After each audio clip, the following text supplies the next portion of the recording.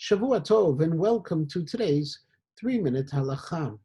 When the Chazan reaches Modim, the whole tzibur, the congregation, bows along with him and recites Modim deRabbanan, a special prayer based on the opinions of a number of rabbis in the Gemara and Sota Daf Mem Amud Aleph, Rav and Shmuel, Rav Simai, the Nahardai, and Rav Acha bar Yaakov.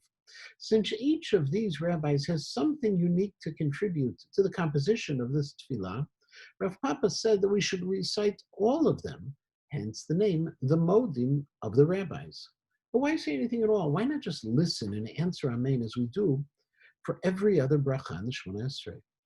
According to the 15th century Spanish sage, Rav David Avudraham, the answer is because when it comes to asking for God for things we need, health, wisdom, forgiveness, parnassah, even the Mashiach, it's appropriate for the tzibur, the congregation, to appoint a member as their shaliach, their representative, to address God on their behalf. But when it comes to thanking God for all the things that he gives us, that each person must do for himself or herself, and therefore we recite the Modim deRabbanan at the same time that the Chazan says the Modim.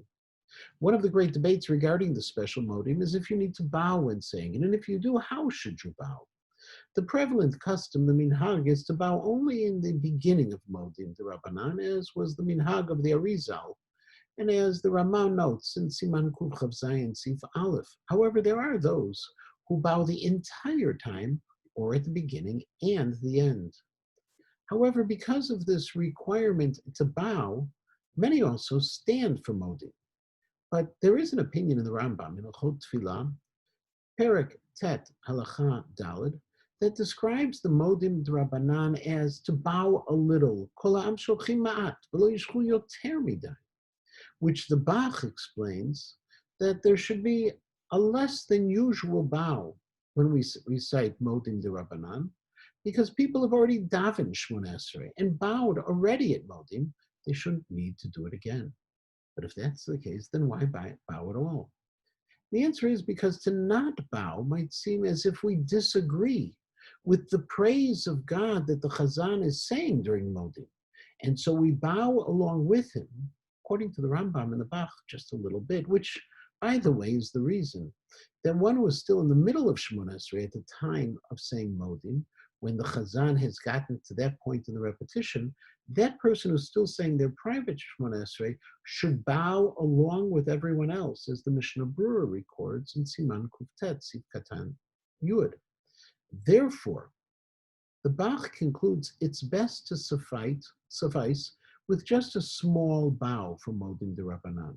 And it's very possible, according to this approach, it's also unnecessary to stand fully, but rather just to rise a bit from your seat, bowing from your seat, and that may be the source of the custom.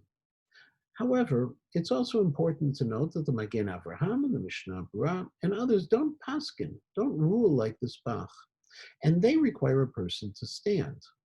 But we still now understand the two different customs of either standing or remaining seated for the Modim deRabbanan.